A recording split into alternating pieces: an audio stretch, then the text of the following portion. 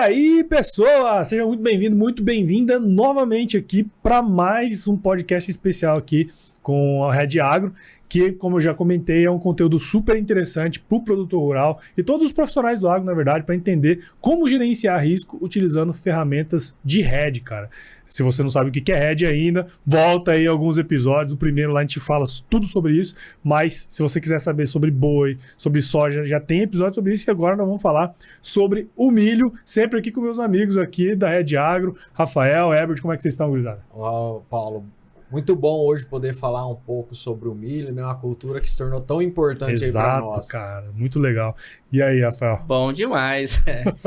Estar aqui reunido agora para falar sobre o milho, né? Igual o Herbert falou, agora é uma cultura que está entregando um resultado bem satisfatório, né? O produtor está se empenhando nessa cultura, investindo também, né? Para conseguir produtividade maior.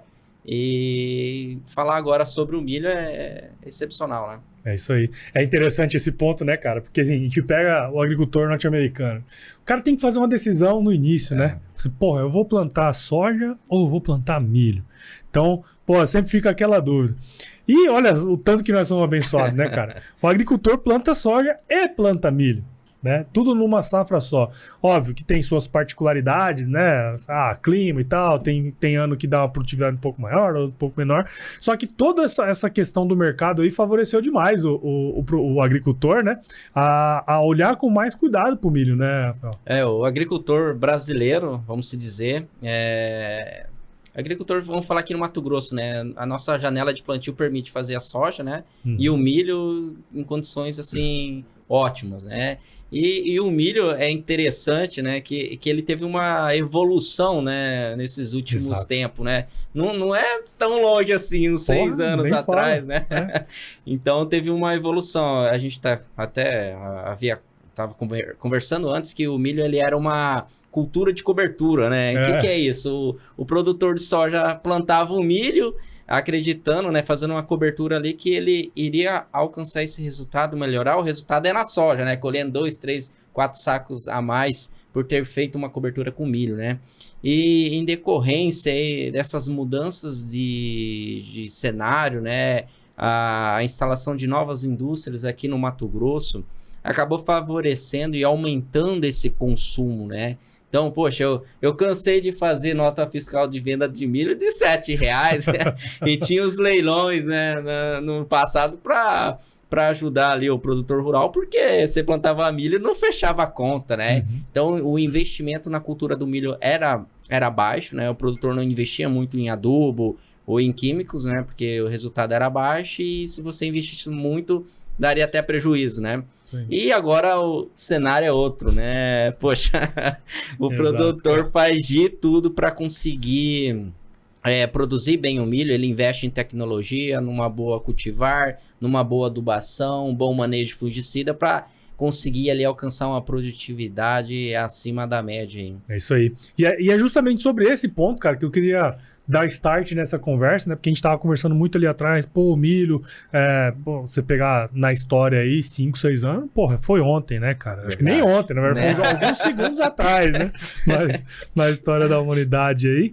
E, bom, como a gente vem falando e reforçando nos últimos episódios, toda commodity agrícola, ela é sempre, vamos dizer assim, essencialmente um tomador de preço, né, cara? Então, não é o produtor lá como se fosse uma indústria, sei lá, de calçados, que o cara tem todo o custo de produção dentro. Não, o custo final do meu produto tem que ser X, porque se for abaixo de X, meu negócio não vai para frente. Não, na agricultura, a gente sabe muito bem que não é assim, né?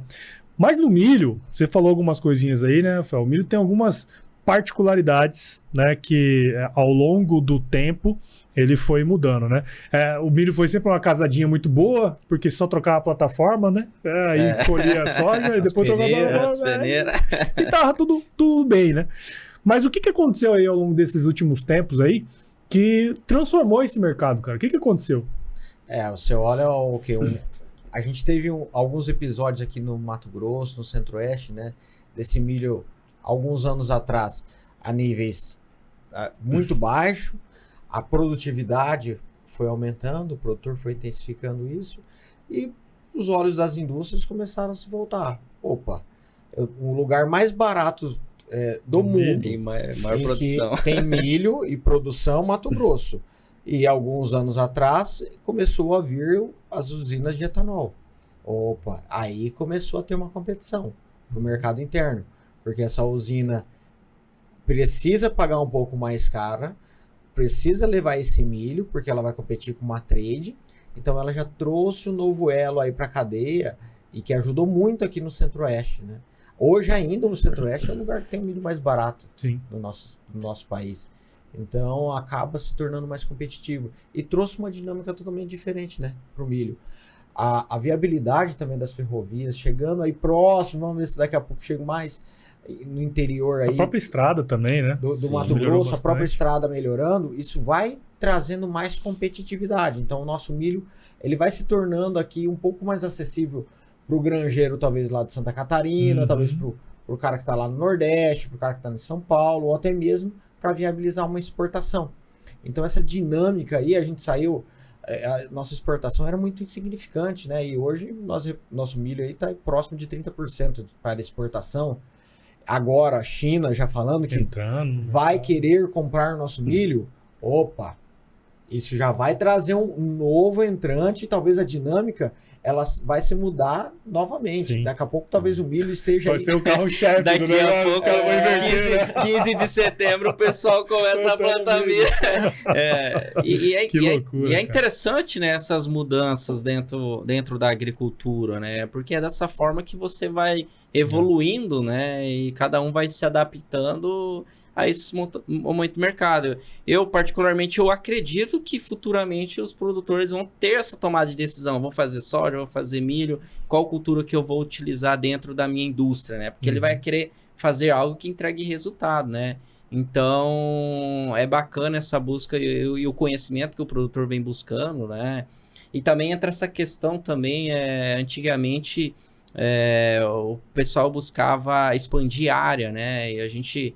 expandir a área tá muito caro, expansão de área. E o pessoal começou a investir também em pivô, essas áreas de pivô de irrigação, né? Começou a fazer o ciclo de soja mais cedo, né? Começando a plantar dia 15, depois que termina o vazio sanitário. E isso trouxe também melhoria ali para a janela de plantio no milho. E as tecnologias que estão vindo, né? Tecnologia de milho que é tolerante à seca, então que poucas chuvas. Então daqui a pouco a gente vai estar falando de um novo tipo de cultura de milho, em que ele vai ter uma tecnologia ali que ele vai tolerar alguns desafios, e aí nós vamos falar de outros patamares de produção, né?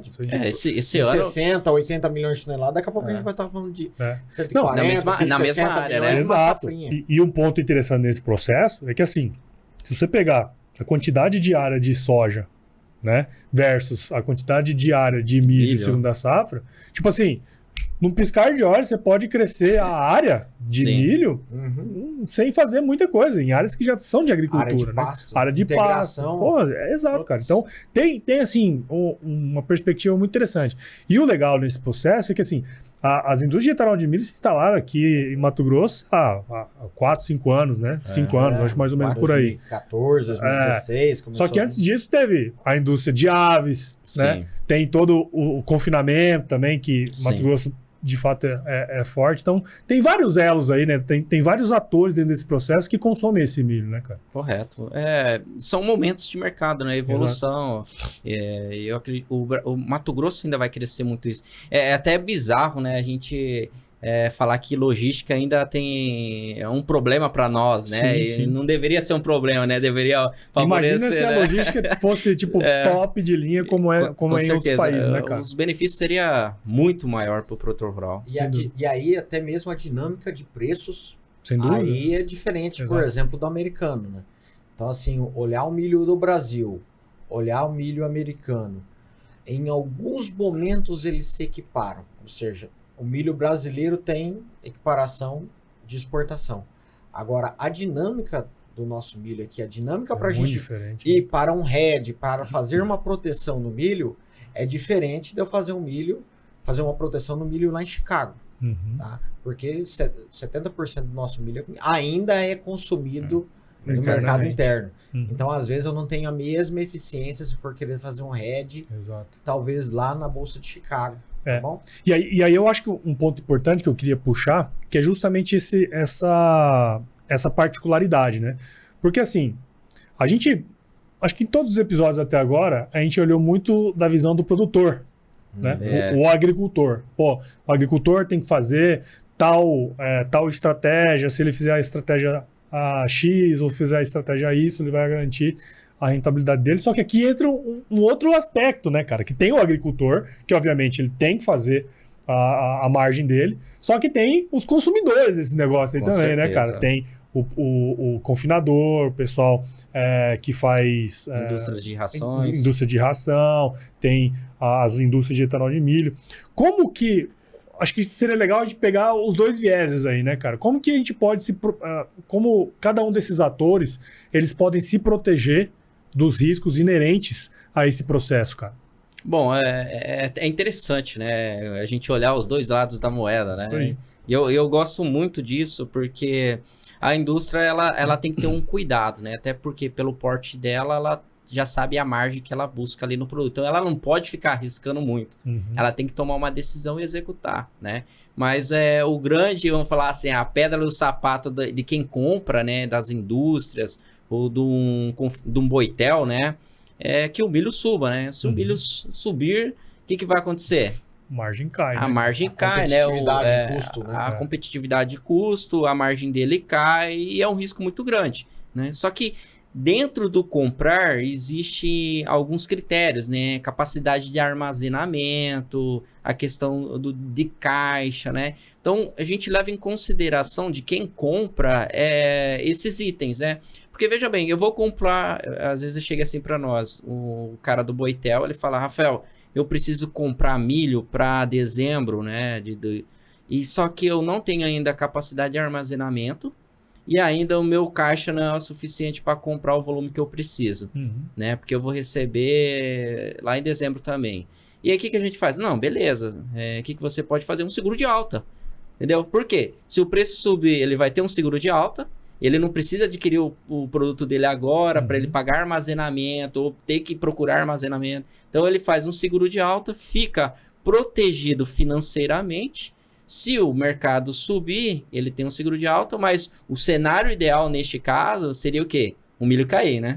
Porque ele fez o seguro de alta, a gente torce para o milho cair, porque lá na frente ele vai conseguir comprar um volume maior. E tem o contrário, né? Você imagina um produtor que ele tem caixa, tem capacidade de armazenamento, ele vai precisar fazer compra do milho físico. Aí o que ele olha para o mercado, Paulo? Fala assim, poxa, eu preciso comprar. O risco dele é o preço subir. E ele fala assim, vou tomar a decisão de comprar. E ele vai lá e compra o milho no físico.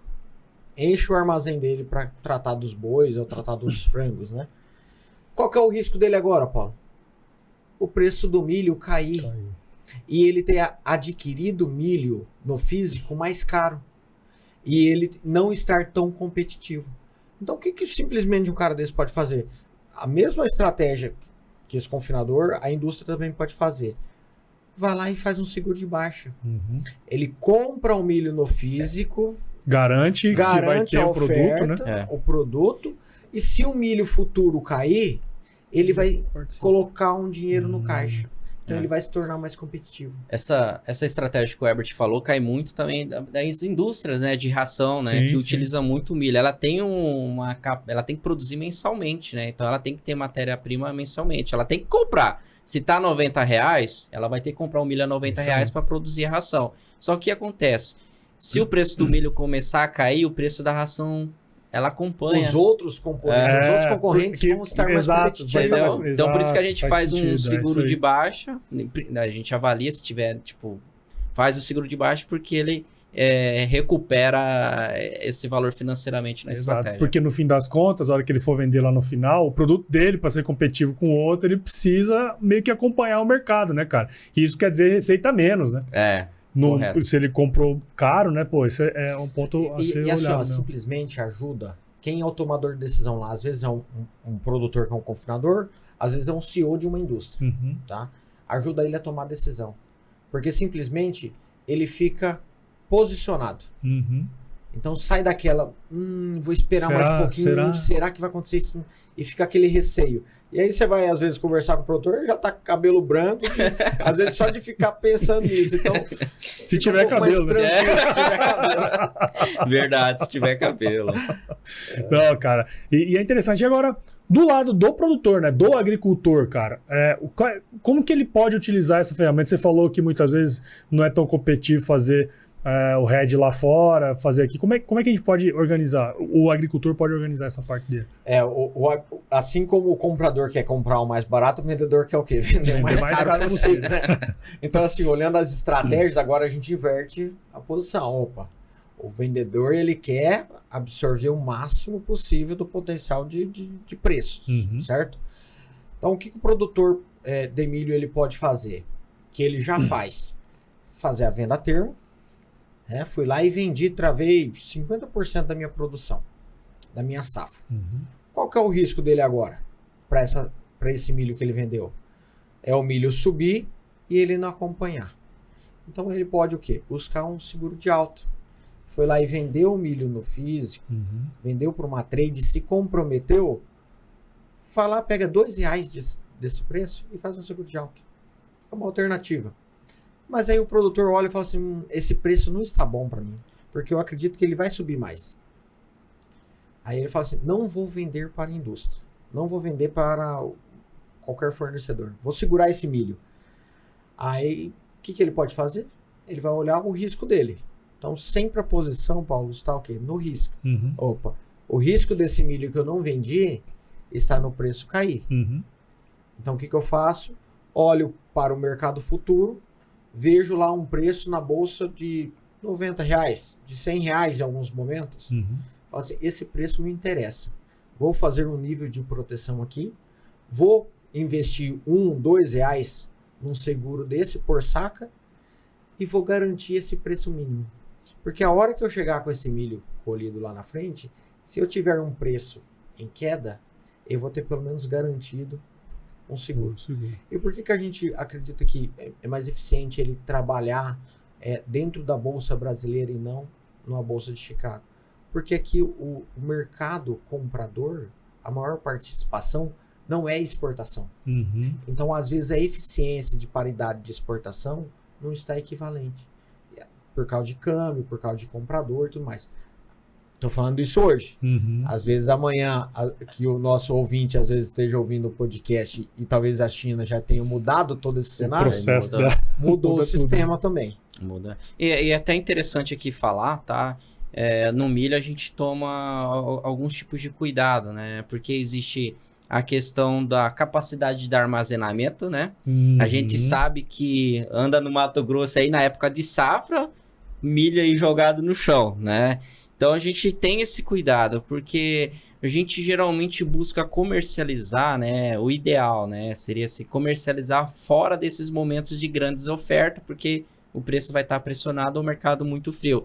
Então o que pode ser feito, né? Se o produtor rural está jogando milho no chão, né? O fato do milho estar no chão, ele tem a questão Silo de bag. quebra, silo bag. Né? Hoje tá muito, né? Hoje tem muito então, silo custo, tem custo. Tem né? custo, Sim, tem custo silo bag. E os riscos, né? Quebra teca. De rato. Passarinho. Então, tem todos esses custos. Então, poxa, eu vou jogar o meu milho no chão, né? E é legal, porque é o seguinte, esses tempos atrás a gente viu um produtor rural que ele segurou o milho 1 ano. Armazenando, pagando armazém, e a hora que a gente avaliou, ele tinha um custeio para pagar, né? Tipo assim, tava pagando, o custo de dinheiro dele tava muito elevado, porque ele tava pagando armazenamento e pagando juros. Então, a gente mostrou para ele que Fazia mais sentido ele ter vendido o milho, ter pago os juros. E é legal, porque quando você vende o milho, né, um exemplo, você sai fora desse risco de armazenamento. Não tô falando, vai ter que vender tudo. Não, mas vende parte, né? Sai fora desse custo de armazenamento, de ficar dependendo das trades comprar do seu produto na época de setembro ou agosto, o que seja. Você sai fora desse risco, você antecipa. Então, vendendo físico, você sai fora do risco de armazenamento, quebra técnica, né? Você colhe milho lá com 15%, 14%, né? Depois você vai vender com 9%. Quanto de perca você teve, né? E aí você tem custo dinheiro. Hoje a gente está falando de um juros de 1% ao mês, tranquilão, né? E fora disso, ele pode antecipar, né, alguns pedidos de insumos, né? Antecipar a compra dos insumos porque ele tem caixa. Então a gente avalia essas questões financeiras também, né? Porque assim, se eu não vou vender, o quanto a mais eu teria que vender no meu milho, se hoje está 80, o quanto a mais eu teria que vender esse meu milho físico para me compensar todas essas questões financeiras? Teria que vender às vezes por 95. E, poxa, para sair de 80 para 95, tem que estourar uma bomba lá nos Estados Unidos, né? Então, mostrar essas alternativas para o produtor rural. Legal. E às vezes, num cenário como esse que o Rafael tá falando, poxa, saio fora do físico em algum momento, coloco esse dinheiro no bolso, tenho eficiência financeira do meu caixa, antecipo alguma coisa ali, ou aplico esse dinheiro, e de certa forma, se esse mercado subir, porque daí sempre fica assim, Paulo, caramba, eu não vou vender porque eu acho que o mercado vai subir. É igual futebol. Se tivesse entrado, a bola tinha ganhado o jogo. Né? Então, se esse preço subir... Mas não tem VAR, né? Pedir VAR pra voltar lá. Não tem VAR. Se eu acho... Então, beleza. Eu quero achar. Mas eu vou achar no papel. Então, eu vou lá e faço um seguro de alta. E vou especular no papel. E aí eu pego esse meu milho no físico, que já me deu uma margem, então eu vendi porque ele me deu margem. Coloco no bolso, faço tudo o que eu tenho que fazer, que é tarefa de casa, e se ele subir, eu acompanho no papel. E se ele não subir lá, não tem problema, eu já vendi. Então acho que esse é o grande Garantiu, ponto. Né? Garantiu. O grande lance é você garantir a lucratividade no negócio. Do negócio. Né? Independentemente da estratégia, né, cara? Correto. E a estratégia, quem vai ditar é como você tá. Sim. E como o mercado tá, né? Então esse que é o grande lance que eu acho bem interessante do que a gente tá falando. E, a exemplo do que a gente fez no episódio passado, né? Às vezes a gente tá falando aqui de hedge, o cara entrou aqui mais perdido que segue em tiroteio. Eu ia falar outra coisa. Falando inglês aí. E tal. No episódio passado a gente falou isso, mas a gente tá falando muito de hedge, como fazer isso e aquilo outro, mas acho que seria legal dar rapidamente, né? Um conceito de hedge, até pra gente entrar pro próximo tema aqui, cara. Fala pra gente o que é hedge aí, cara. Bom, esse termo em inglês, né? Não é hedge de vermelho, né? É o hedge... Nem hedge de cabeça. Então, o hedge nada mais é que uma proteção, né? A tradução do inglês é cerca, né? Então, uma proteção de preços, né? Que você pode utilizar com determinadas ferramentas. Então, não mais é que você olhar para o seu risco e falar assim, olha, eu tenho um risco do preço cair, eu tenho um risco do preço subir, e eu quero gerenciar esse risco. Então, eu vou adotar alguma estratégia de hedge, tá? Para me proteger desse risco que eu tenho. Então, tentando simplificar, né? O risco de um comprador é o preço subir. Então, eu faço um hedge para a alta. Bem simples. O meu risco como vendedor de soja, vendedor de milho, é o preço cair. Então eu faço o quê? Um hedge para baixa. Então trazendo em miúdos, seria uma proteção que o produtor pode fazer. Um negócio, né? E aí foi o ponto que a gente comentou nos outros episódios, acho que você deixou bem claro agora, que no caso do hedge, quando a gente usa o hedge para operações agrícolas, tem esses dois viés, né? O de alta e de baixa. No caso do milho, cara, e aí eu acho que é legal a gente trazer os dois pontos aqui também, né? Do vendedor e do comprador. Quando a gente vai tomar a decisão de fazer um seguro de alta, um seguro de baixa, para garantir a lucratividade dessa cultura, cara, como que a gente deve tomar essa decisão? Bom, a gente segue sempre um padrão, né? A gente tem um padrão de diagnóstico, né? É igual o médico, a gente tem que entrar, conhecer bem a propriedade, né? Conhecendo bem a propriedade, a capacidade produtiva, né? O quanto que o produtor produz de milho, capacidade de armazenamento, quantos por cento da produção já foi comercializado, qual é o custo dele, isso é importante, ter o custo em mão para tomar decisão, para saber quanto que aquele preço está entregando de margem, e a partir disso a gente faz as avaliações, né? Porque, poxa, eu vou fazer, às vezes não quer avançar muito na comercialização do físico porque acredita que vai subir muito e não tem capacidade de armazenamento. Ou, em alguns casos, alguns produtores rurais pagam por armazenamento. É que acontece, chega em dezembro, os armazéns gerais já ligam, ó, você tem que vender seu milho porque vai começar a safra de soja. Então, eles são forçados a vender o milho, né? No momento que não tá bom. Então, esses cuidados, né, a gente tem dentro do diagnóstico, porque a gente sabe que uma hora vai acontecer. Então, a gente sempre faz esse acompanhamento junto com o produtor e busca sempre levar uma alternativa que está adequada à realidade dele, né? Sem dúvida. E nesse caso, né, a gente tem o lado do comprador e o lado do vendedor, né? Em termos práticos, assim, o que vocês já desenharam que deu certo? Traz pra gente alguns exemplos aí, cara. Bom, bem simples, pegando um caso de um produtor de milho, né? Uhum.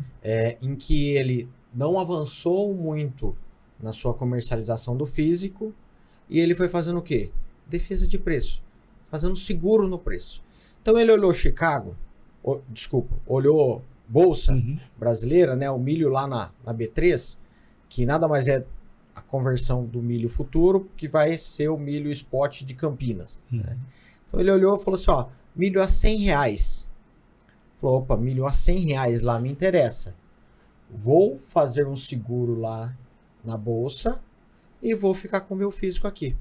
Porque plantou um pouco mais tarde, começou a ter um atraso nas chuvas, entrou abril ali, o negócio viu que parou de chover. Falou assim, peraí, talvez se esse negócio quebrar essa safra.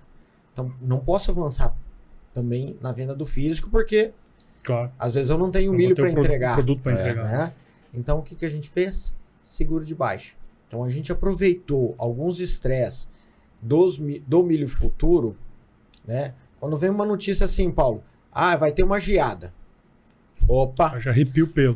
O mercado... já fica a bazuca já... O mercado futuro sempre anda na frente. Então ele trabalha em cima de expectativa.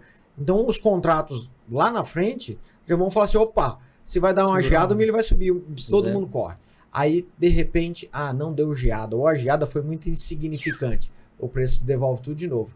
Então, aproveitar esses movimentos no mercado futuro para ir lá e fazer um seguro de baixa, foi o que a gente fez. Por exemplo, o produtor, às vezes, segurou o físico e chegou lá na frente, a hora que ele teve a concretização da sua colheita, o preço do milho físico nem se mexeu, só que ele ganhou na operação do mercado futuro. E olha que interessante, como é que ele ganhou no seguro e o milho físico dele estava o mesmo preço se ele tivesse vendido lá atrás. Isso a gente chama de diferencial de base. Em que em alguns momentos, o milho aqui no Mato Grosso, ou às vezes lá no Goiás, ou às vezes lá no Paraná, está com um diferencial muito grande.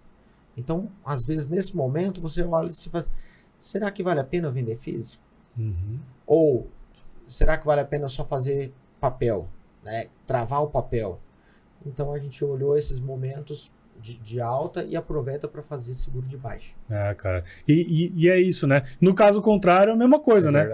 O contrário é verdadeiro, né? Tem algum exemplo aí que você quer dar para esse contrário? O de alta foi recentemente também, né? A gente fez para um cliente que vendeu, um produtor rural que vendeu o seu produto. O milho ainda estava no Mato Grosso R$36. Ele vendeu a 36 e nós compramos uma call, né, uma estratégia de alta nos R$60 lá em São Paulo. Rapaz, ele acompanha toda essa alta, né, dos 60 aos R$100. Eu lembro até hoje, tem até a nota lá de corretagem que eu salvei para guardar lá desses momentos. Moldurou, não? Vai moldurar. Então, aí ganhou R$38 com a alta do milho, né? Então, poxa, isso é momento histórico, né? É único, não é sempre que vai acertar, mas é igual a gente fala, né? Quando de fato ocorrer, o ganho é muito significativo, né? Principalmente em momentos de muita volatilidade, igual ocorreu. O milho tem que sair desses patamares de 38, 36 para 100, é um movimento muito alto, né? Então, aqui a gente deixa de mensagem que, assim, a volatilidade nem sempre é um monstro, né? vai de como você lida com ela. A volatilidade traz muita oportunidade. A gente até reclama, né? Quando tá muito parado. O mercado andando de lado, sem nada pra fazer, vou pescar. Não, é isso aí. E de repente vem um episódio que chacoalha o mercado. Aí e aí a é gente hora do produtor aproveitar. Tem que aproveitar. Do comprador também aproveitar. Sim, Tem que aproveitar da volatilidade ao favor, né? Então tem esse preparo. A gente prepara para isso, para aproveitar a volatilidade ao favor, né? Legal. Tipo, tomar decisão aproveitando. É igual a gente fazer isso na bacia das almas, né? Os melhores momentos que se tem. É isso aí. E dentro desse processo, né? Acho que a exemplo do que a gente começou para boi, para soja, como que é a estrutura desse contrato, né? Uhum. Como que ele funciona? Custos também, se tiver alguma Legal. coisa para passar pra gente, cara, comenta um pouco dessa parte para nós do milho, cara. Bom, vamos lá. O contrato futuro do milho, né, ele é negociado em bolsa, né, o contrato CCM. O milho, diferente do boi, ele tem os meses, então o milho tem janeiro, março, maio, julho, setembro e novembro. Então não são todos os meses que tem vencimentos, tá? Por causa justamente de dinâmica de oferta de milho, né, que nós temos. Então, o milho tem o contrato negociado em bolsa. Cada contrato corresponde a 450 sacas, né, que são um caminhão-truque, né, 27 mil quilos de milho. Esse milho, o que é o contrato futuro lá na bolsa? Ele nada mais é do que a expectativa do milho futuro para a praça de Campinas. Então, a praça lá de Campinas, em São Paulo, aonde que esse contrato futuro ele vai chegar lá no dia do vencimento e ele vai se equivaler ao CPEA do milho, né, o milho que está sendo negociado em São Paulo. Então, às vezes, esse contrato futuro pode estar abaixo do CPEA ou, às vezes, acima. Né? Depende da expectativa do mercado. Então, o produtor, para ele fazer um hedge, né, olhando bolsa, ele pode simplesmente abrir uma conta numa corretora, né, ter alguém que te atenda ali, que consiga fazer para você alguma operação para te ajudar dentro da B3, tá? Fazendo uma estratégia, por exemplo, venda de contrato futuro, né, o mais simples, mas é o mais, talvez o mais vilão. O mais vilão, o produtor ir lá e vender no futuro, que vai chamar margem, vai chamar ajuste diário. E o que a gente falou bastante aqui, que são os seguros de preço, né? Que é ele ir lá e fazer uma put ou uma call. Né? E para fazer isso, ele precisa ter o quê? Uma mesa, ou seja, ligar para o seu assessor para que ele consiga te dar um preço. Ó, quanto custa um seguro do milho para setembro do ano que vem? Então, ele precisa pegar esse preço no balcão. Né? O mercado do milho ainda também não evoluiu igual os americanos. Então, ele precisa conversar com uma corretora para ele fazer a sua operação. E aí, fazendo uma put ou uma call, sempre no CPF dele, uma conta no nome dele, onde ele vai transferir dinheiro só para essa conta pessoal. Sempre importante ressaltar isso, Paulo, para a segurança sempre das pessoas. Tá? Até para não cair no conto do vigário aí, né? Passa na minha conta e vamos contar para você. E outra coisa importante, né? Que a gente falou do boi, onde que eu tenho que entregar o caminhão de boi? O milho, a mesma coisa. O milho não existe entrega física. Então, o milho tem uma entrega, o contrato futuro ele só é um ajuste financeiro dos contratos. Legal, bacana. Tem alguma coisa para falar? Não, é isso aí. De fato, assim, eu já venho falar também nos episódios anteriores que a Red Agro ela tem essa finalidade, né, em facilitar o acesso, né, ao mercado financeiro, principalmente ao produtor rural. Não só o produtor rural, mas para o agronegócio, né, seja produtor rural, indústria ou que seja o negócio, né, sendo do agronegócio, tendo essas demandas, a Red Agro ela é uma facilitadora, né, para ter acesso a esses instrumentos e também profissionais que entendem do negócio.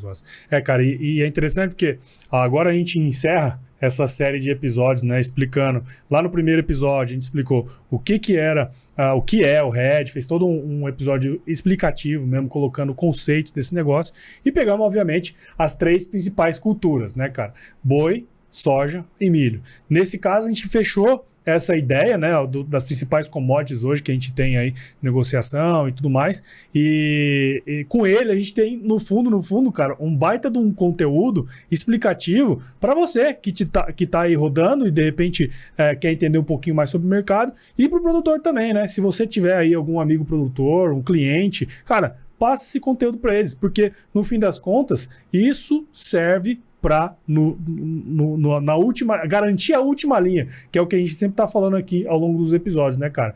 E eu particularmente achei muito legal a gente seguir essa linha, né, e poder passar esse conhecimento, cara. Então eu queria agradecer demais a participação de vocês. Tem uma coisa que eu falo no AgroResenha que é o seguinte, cara: conhecimento é a única coisa no mundo que quando você divide, você multiplica. Com certeza. Né? Então, ter vocês aqui explicando passo a passo como funciona para cada cultura, especialmente os conceitos, né? Que eu acho que é legal, os exemplos, tudo isso ajuda a gente a fixar mais e, de repente, estimular com que os produtores utilizem um pouco mais, né, cara? Então, obrigado de novo aí pela participação. Espero que vocês tenham curtido, cara. Com certeza. É sempre bom compartilhar conhecimento, né? E compartilhar também experiência para que outros também possam conhecer e se atentar, né, ao que já existe, né? A gente não está prometendo nada de milagroso, mas já existe e a gente está à disposição aí para ajudar o mercado do agronegócio. Sim. Não é uma receita nova, nem coisa que inventaram ontem, né, cara? Paulo, assim, deixar um recado, né, pro produtor. Porque assim, você que ainda não conhece, né? Você que ainda só ouviu falar, às vezes num site, às vezes numa reportagem, às vezes num canal de notícias, aprofunde um pouco mais. Esse mercado realmente existe. Esse mercado não está longe da sua porteira. Às vezes seu vizinho ou teu amigo está fazendo. É isso aí. E não é um bicho de 7 cabeças. Às vezes demora, a gente senta com o produtor e fala assim, ó, talvez eu vou ter que ter umas 10 conversas contigo. Mas uma hora você vai entender. 3 safras. Umas 3 safras. Mas aí de repente vai churrasco, tá bom, vai mesmo. Então assim, saia da inércia, procure aprender isso, porque possivelmente isso poderá te ajudar nos próximos 10 anos. Isso aí. Se você está se preparando para uma sucessão, já pensa no teu filho, já pensa ali no teu negócio, como é que vai ser essa sucessão aí do seu negócio, talvez pensando nas volatilidades futuras, né? Isso aí. Então saia da inércia. E também, Paulo, outros assessores, né? Claro, outras pessoas que têm acesso à bolsa, que conversam com o produtor, que poderia possa ajudar também os produtores aí, a usar essas ferramentas e desmistificar, tornar talvez essas conversas que a gente teve aqui de uma forma mais simples para o produtor e fazer com que a gente tenha mais os 5% que a gente falou na lista, talvez que a gente fala assim, 95% dos produtores fazem ferramenta de hedging. É isso aí, cara. Muito legal. Óbvio que a gente termina essa primeira levada aqui, né, de conceitos. Na verdade, nós trouxemos aqui conceitos das principais culturas e do hedge em si. E nós vamos ter aí algumas coisas aí pra frente que nós estamos decidindo ainda, eu acho que vai ser muito legal, de repente, trazer algumas surpresa igual o preço do boi. Mas é legal, ó. E pra você que ouviu ou viu esse episódio até agora, eu tenho certeza que você ouviu valor em tudo que a gente conversou aqui, em tudo que a gente trouxe de conhecimento. Então, considere compartilhar esse episódio com alguém que vai curtir e que vai aplicar esses conhecimentos aqui, né, cara? O podcast, ele cresce na medida que você participa junto com a gente desse processo aqui. Então, se você curtiu, siga a gente, o podcast da Red Agro, em todos os agregadores de podcast. Acompanhe também esses episódios no AgroResenha Podcast, como comentei sempre aqui. Todos os episódios dessa série vão estar inseridos no AgroResenha Podcast. Siga a Red Agro nas redes sociais, basta procurar lá por @RedAgro. Red escreve HEDGE, Agro tudo junto. No Instagram, Facebook, LinkedIn, YouTube. E visite o site também da Red Agro, www.redagro.com.br. Entre em contato com a equipe lá. Como você viu aqui, o pessoal é extremamente acessível, tenho certeza que eles vão ajudar, que é o grande objetivo de tudo isso que a gente está fazendo aqui, né, pessoal? Que é proteger o legado desse produtor. A gente sempre costuma brincar que a gente não quer que os produtores tenham herdeiros, né? A gente quer que tenham sucessores. E quanto mais a gente conseguir implementar essas estratégias, trazer essa modernidade para o negócio, mais a gente vai atrair os filhos, netos, enfim. E isso vai perdurar para todo sempre, né? Que é o grande objetivo do negócio aqui, né? Com certeza. Muito bem. Então é isso então, pessoal. Obrigado de novo. Espero que vocês tenham Valeu, curtido. Até a próxima, né? Vamos agora estruturar aqui como que nós vamos fazer. Mas é isso. Fique com Deus. Tudo de bom pra vocês. E se chover, não precisa molhar a horta não, hein? Valeu, Fechou. Paulo. Valeu, Tamo junto, rapaziada. obrigado. Tamo junto.